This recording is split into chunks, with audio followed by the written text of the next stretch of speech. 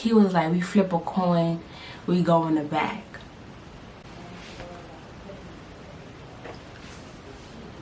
What? You must be everybody. Last nigga fuck with your head, probably a cheater. I want rich sex. I ain't the type to be dick pressed. You don't be giving me no stress, so I know where it's at. Only when you tryna see what you looking at me for. Hey guys, it's NYCT and I'm back with another video. So as you can tell by the title, today's video is gonna be about my official first time. So everybody's probably like, official?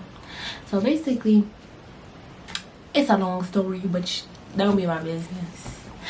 So anyways, let's get right into the video. So to keep everything private, his name's going to be Darren. I'm gonna call him Darren. And yeah, okay, so basically I was 18. Yeah, I was 18 at the time, just getting out of high school. I was in my first semester of college, you know, being grown, knowing I had no business doing, thinking I was all that in a bag of chips. And your girl wasn't. So basically, this is why I no longer do the online stuff. So basically, I met Darren on Bumble. And like, Bumble's not common. Like, I had like Tinder and Bumble, because me and my friend, one of my friends, we used to like download mad dating apps like Black, BLK, Tinder, all that stuff, just to like, for fun. Literally, shit was just for fun. I was like a late bloomer, I guess you could say. Like, all my friends was get to the business, and I wasn't getting to the business. All my friends is older than me. JT is older than me. All my cousins is older than me. They was fucking. They was talking about fucking. I wanted to see how it felt, so I went and got fucked. I wasn't thinking about that stuff. I still wasn't thinking about that stuff when I lost it. Like, that was the crazy part. So anyways, basically, I met Darren on Bumble, and the way Bumble works is the girl has to text first. So at first I'm like, yo, like, I see how he, you know, I thought he was attractive at the time. And I'm like, okay, whatever. So I hit him up. I'm like, hey. And ever since then, we started talking back and forth. Now, I had mad red flags, guys. I'm not gonna lie to you. It was mad red flags. And I was still talking to him. Like, he was mad adamant about calling or texting. And it was, mind you, it was like, I met him around Christmas time. So you with your family, like, why are you worrying about texting me, calling me 24/7? So yeah, I had mad red flags, and yeah, like, I should have definitely took those red flags and like take into consideration, like, that's not for you, whatever. So like I said, I met him around Christmas time. He was mad adamant about me calling me, texting him. Bro, I don't even know you like that, like, relax. So then we finally met up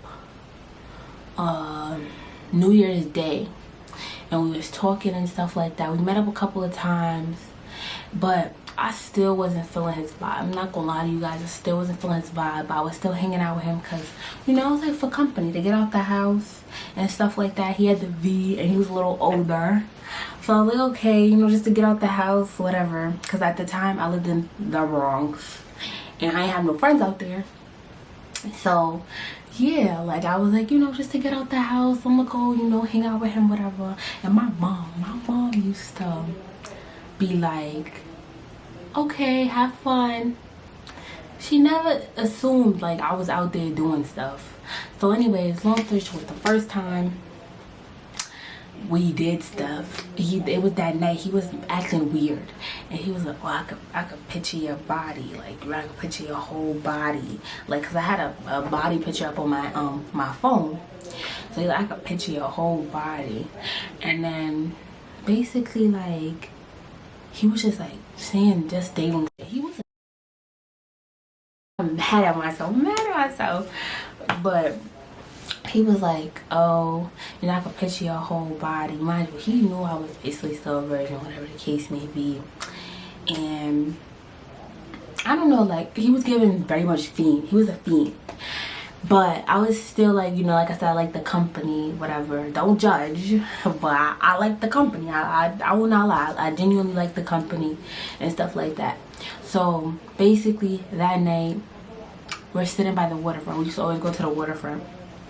And we sit by the waterfront and we just was talking. It was mad cold. But I had wanted to get out the car and walk. Cause you know, like I said, at that age, I'm still innocent. Like I swear to God, I be thinking like it's one thing, and my friends be like, grow up. It's not about being like immature, but my mindset just don't be on certain things. Like it be on, you know, getting to the bag and like doing other things. So I wasn't thinking like that. It was some sexual shit. So I still wanted to get out and walk or whatever. And then he was like, oh, I'm not trying to get out. My coat's in the back, but I'm still not trying to get out. So at the time, he had like a little two-door car or whatever. I thought he was mad cute. So then he was like, we flip a coin, we go in the back.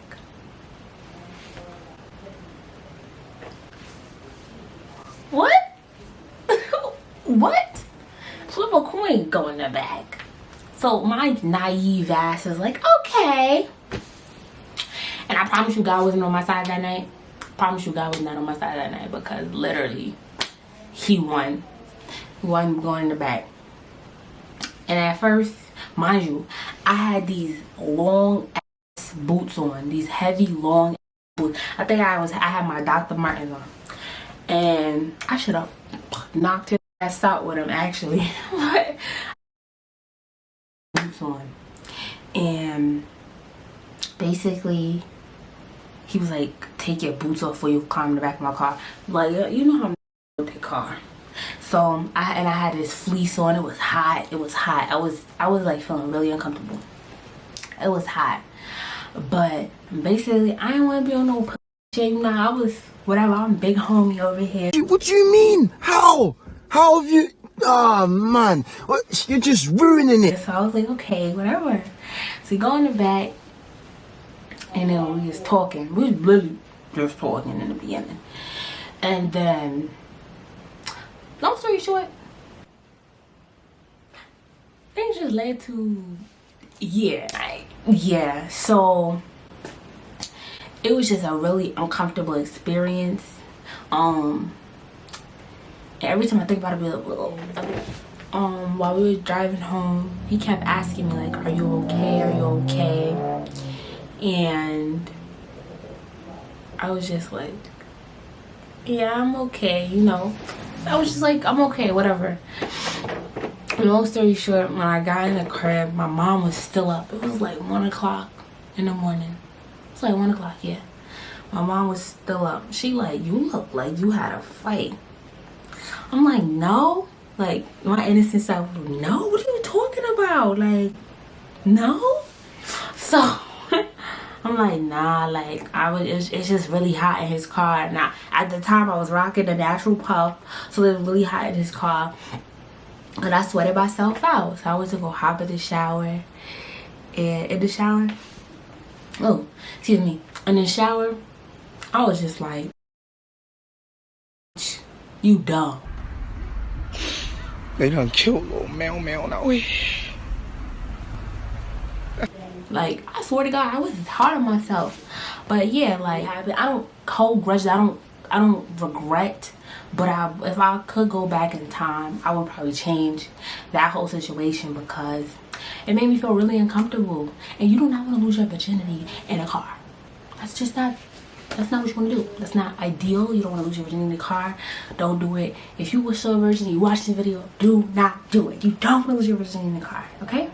So basically, I was like, after that happened, I wasn't moving funny, but I started moving a little funny. Like, I started distancing myself a little bit, because I just felt like, in a sense, like, you took advantage. You made me feel mad and uncomfortable, and then you wasn't like gentle, nice, like, about the whole situation. Like, you was rough, and you know, like, you want your first time to be good, like, not traumatic. And I guess I blame myself, because I knew I saw mad red flags, and I still was trying to link up with him. He was like telling me everything I wanted to hear. And basically, like, I distanced myself from him. And then when I started talking to him again, he started moving funny. And also, before y'all come for me about the distance, like me distancing myself, he started moving funny too. So I was just reciprocating energy. Like, I would still be communicating, even though I was like, you know, I wasn't trying to talk to him as much as I did before. He still was acting funny too. And then, like I said, we had just stopped talking eventually. But literally, it was like he was moving like a little kid. So, like I said, we linked up a couple more times after that. But before I come to my next about the distancing stuff, like, yeah, I distanced myself. I was like, you know, some shit.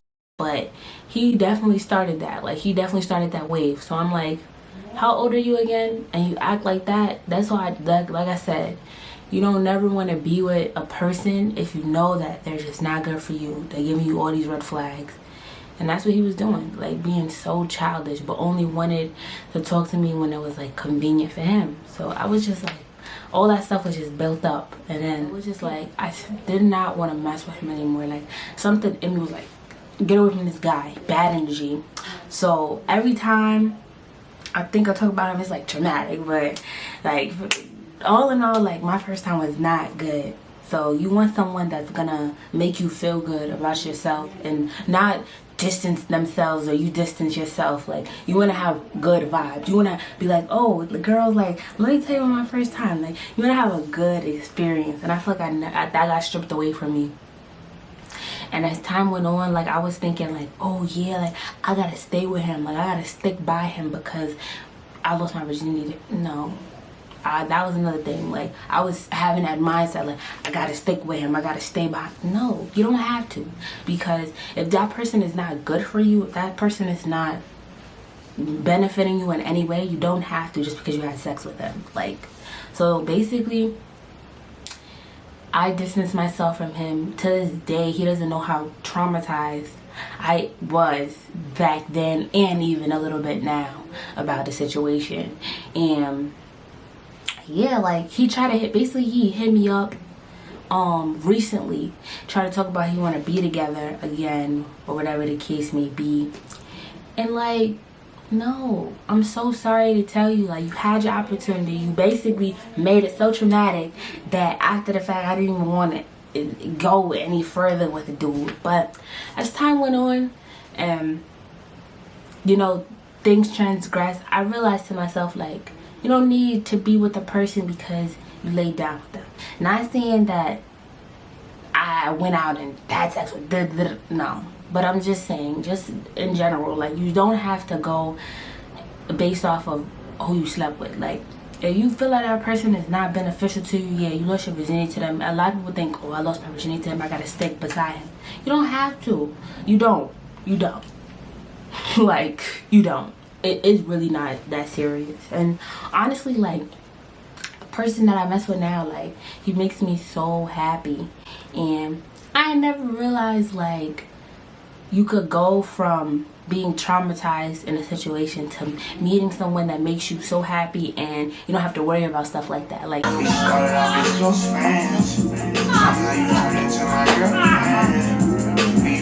are a grown man. So I thought he was grown, whatever, based off the age. But that didn't mean nothing. That didn't mean nothing.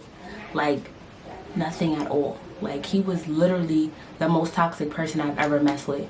Like, yeah. So, long story short, don't rush.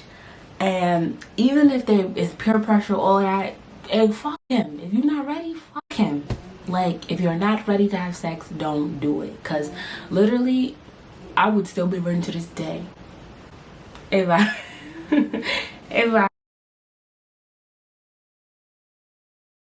had to choose, I'd still be virgin to this day. Okay? Period. And yeah, like, I'm telling you, like, it was a traumatic first experience. Mind you, I said he had a two-door car. So imagine my ass. Well, I'm tall because it's an inside joke. But imagine my tall ass being in the back, climbing in the back, my long ass, and mind you, he was tall too. And I head all up on the window. Like, don't. That's how you know you don't get you. He ain't even want to take me to a hotel. So let's really talk about it. Let's really talk about it. But yeah, so moral of the story, you know, that was a little quick story time. But moral of the story, don't ever be rushing to having sex. If you still a virgin out here, let your first time be magical. Like, I used to want my first time to be with roses and flowers and all that stuff. Well, rose flowers, same thing. But you know, I always wanted the works, and I didn't get that. I got a back seat by the water. So yeah, moral of the story, stick to what you know. If you feel like it's not a good vibe, don't do it. And stay with these online niggas. Like, I don't do it anymore. But I hope you guys enjoyed. Like, comment, and subscribe. And I'm gonna see you guys in my next video. Bye.